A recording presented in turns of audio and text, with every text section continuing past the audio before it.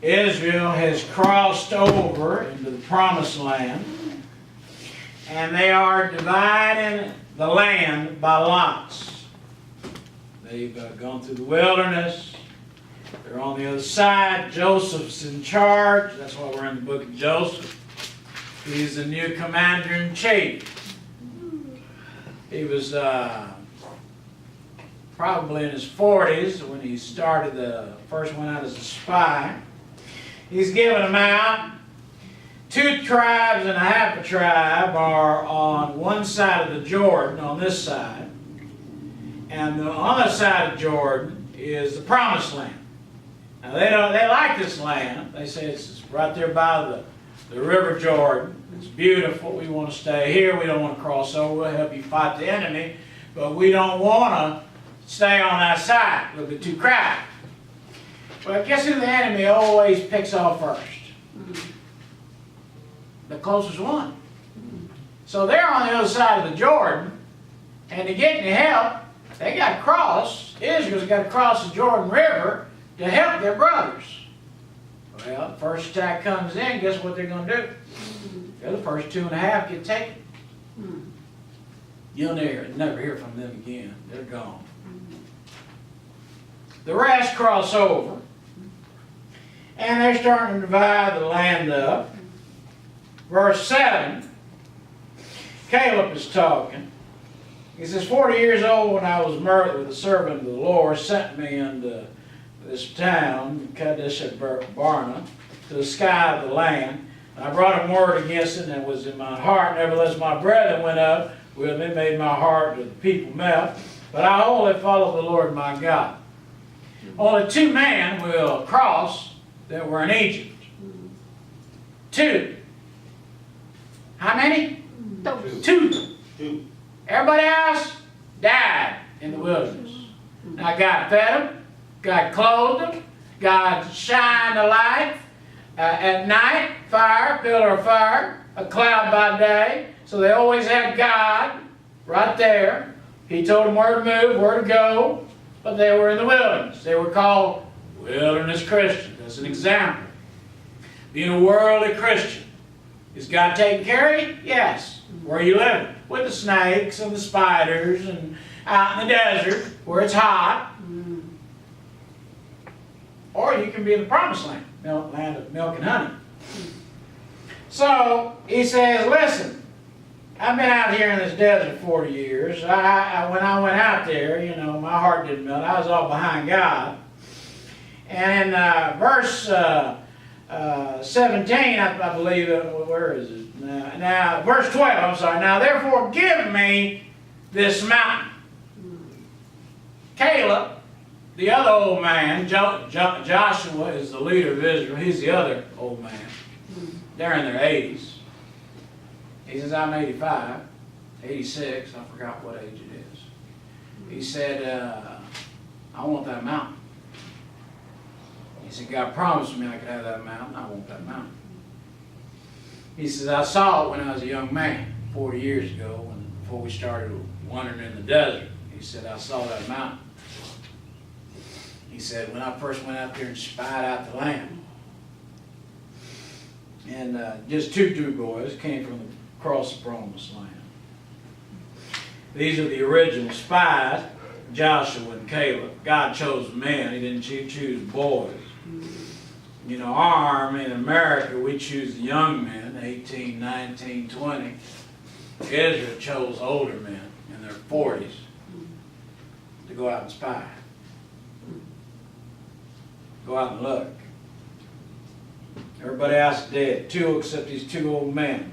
Everybody they knew in Egypt. Grandpa, grandma, mama, dad, children, grandchildren, all dead. 40 years have passed. They're in the wilderness. Caleb's 85. What does he say? I still want that mountain. Been on the heart for 40 years. 40 years, I want that mountain. I want that mountain. 12 spies went out. 10 came back, said, there's giants over there. There's no way we can defeat them.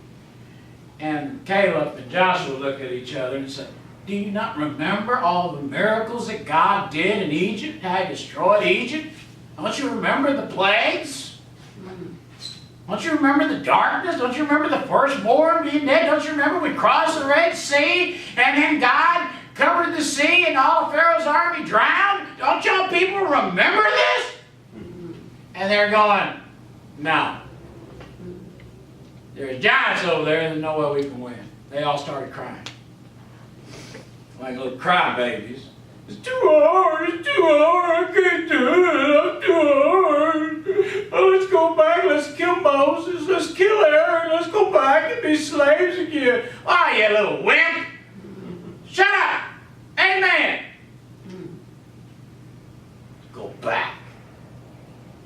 Do you remember how cruel that life was?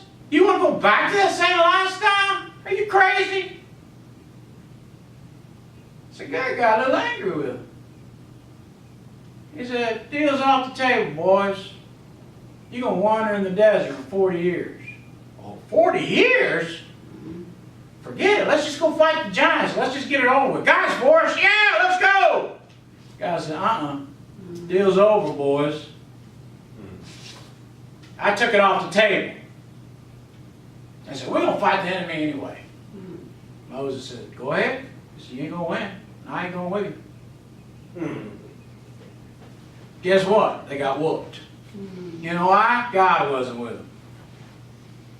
I tell you, this little band right here could win this whole city. Right here. Just sitting right here. Just sitting right here. I'm talking about just sitting right here. We could defeat all of Houston. Amen. If you just give your whole life to Christ and say, this is what I want. Amen. I want to be used of God. Amen. To made it. They walk in the desert, they saw everybody die. Everybody they knew. They had more children and more grandchildren and more great-grandchildren. They wandered. When they finally get over to the promised land, Caleb says, I still remember the mountain. Now, what's on that mountain, you say? Well, it's high. Mount Everest is 29,035 feet. It's the largest mountain. Between China and Tibet. Tibet's on the north. It's got a jet stream all year round, about 200 miles an hour. That's a lot of wind. Temperature can be negative 80 degrees Fahrenheit. Mid-May, the jet stream moves north, causing the winds to calm. That's when it's called the summit window. That's when you can climb the mountain. The first person, as far as recorded history, was back in 1841. Some guy from Britain decided he was going to go up there. In 1921, first expedition on the Tibet side. 1953, they went up some more, the north side. The youngest male was 13 years and 10 months. That was in 2010. The oldest was an 80-year-old man. 489 women have climbed it through last year. There have been 7,646 summit tries as far as recorded history. 4,469 different people. 282 people, mostly Westerners, and 114 of the Sherpas have died on the mountain. The Chinese go in there by helicopter and take the bodies out. Bad for tourists.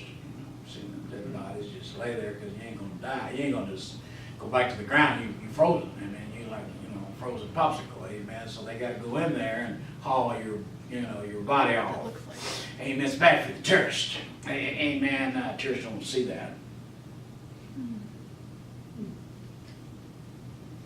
And a lot of bodies are still in there. They just care about the snow. But if they see a body, they'll go up there and take it down. Today, the reduction has been dropped because of modern technology.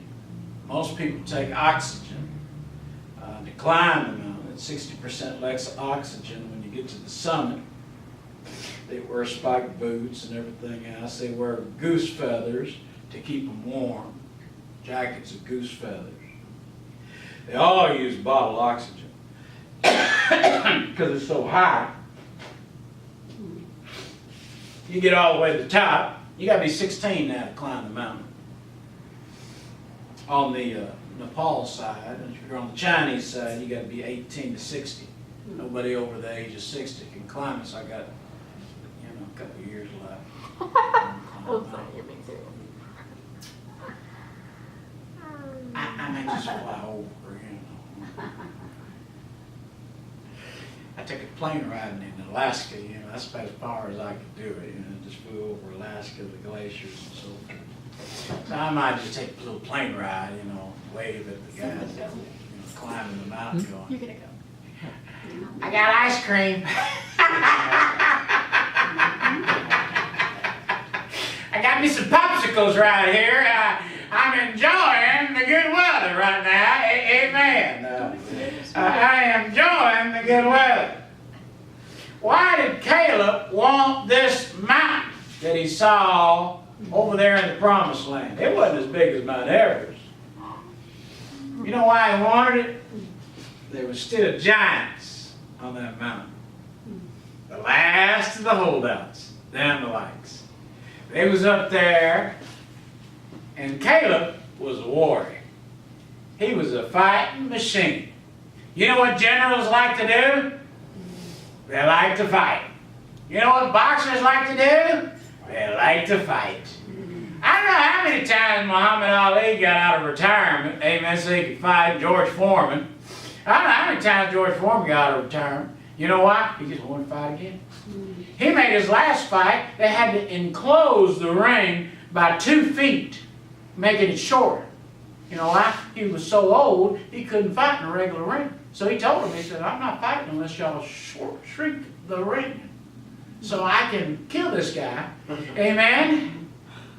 Because I'm too old to go chasing him. That's a lot of feet.